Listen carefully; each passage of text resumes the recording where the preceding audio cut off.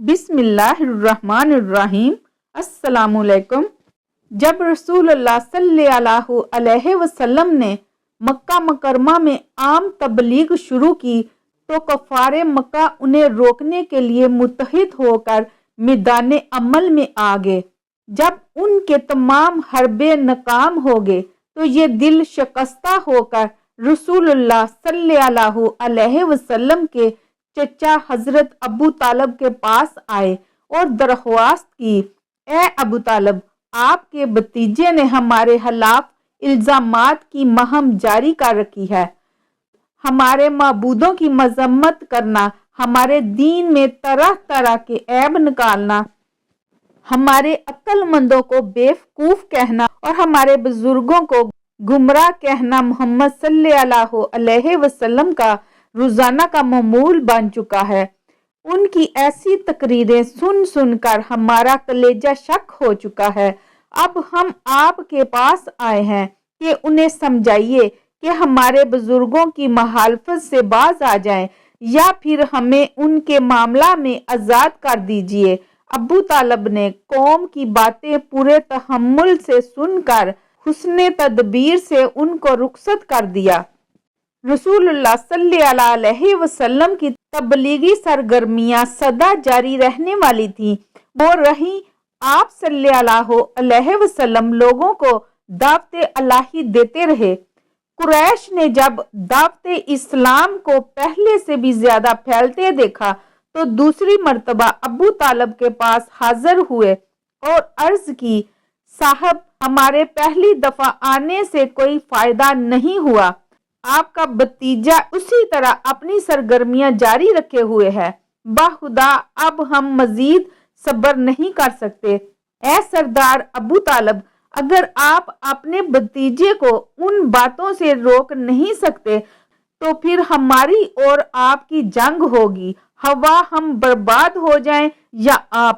یہ دھمکی دے کر یہ لوگ لوٹ گئے۔ ناظرین، تو ابو طالب سر پکڑ کر بیٹھ گئے کہ اب کیا ہوگا؟ یہ لوگ میرے یتیم بھتیجے کے خلاف کیا سوچ رہے ہیں؟ قریش کا یہ وفد جب لوٹا تو ابو طالب نے رسول اللہ صلی اللہ علیہ وسلم کو بلا کر قریش کی ساری گفتگو سے آگاہ کیا اور پھر کہا، اے بھتیجے، بہت نازک وقت سر پر آ گیا ہے۔ خدا را مجھ پر اور اپنی جان پر رحم کرو۔ مجھ پر ایسا بوجھ نہ ڈالو جسے میں برداشت نہ کر سکوں۔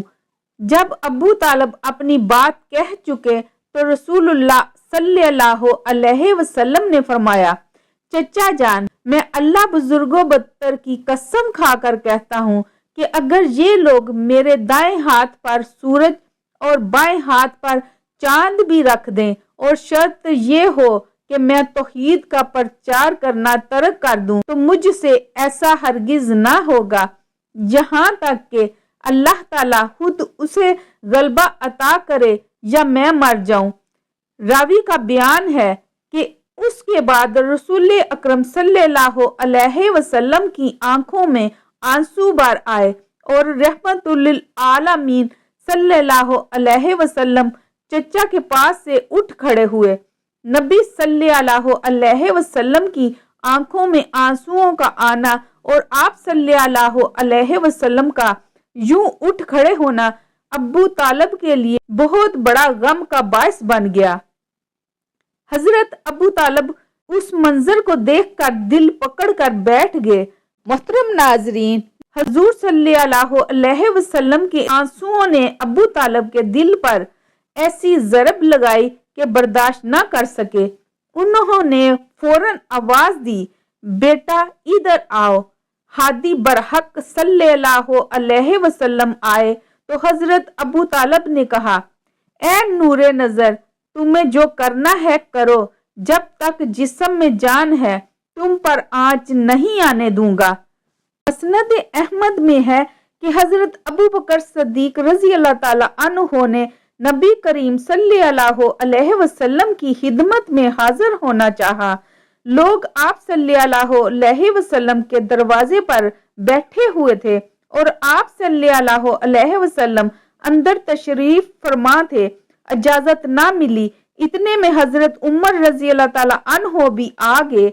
इजाजत चाही लेकिन उन्हें भी इजाजत ना मिली। थोड़ी देर बाद दोनों को याद फरमाया गया।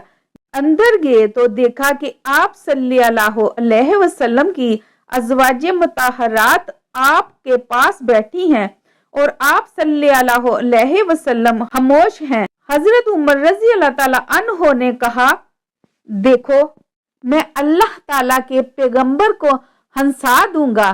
फिर कहने लगे, या रसूलुल्लाह सल्लल्लाहु अलैहि वसल्लम, काश के आप देखते मेरी बीवी ने आज मुझसे रुपया पैसा मांगा, मेरे पास था नहीं। जब ज्यादा जिद करने लगी तो मैंने उठकर गर्दन नापी। ये सुनते ही हुजूर अकरम सल्लल्लाहु अलैहि वसल्लम हंस पड़े और फरमाने लगे, यहाँ भी यही किस्सा है। देखो ये सब बैठी मुझसे माल तलब कर रही हैं।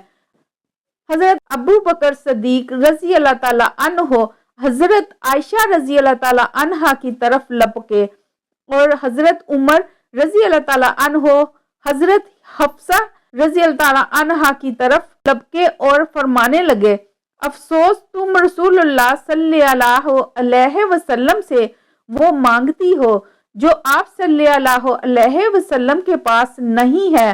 आप सल्लल्लाहु अलैहि वसल्लम ने जब अपने यारों के बदले हुए तेवर देखे तो उन्हें रोक दिया, वरना अजब नहीं था दोनों बुजुर्ग अपनी अपनी साहबजादियों को मारते।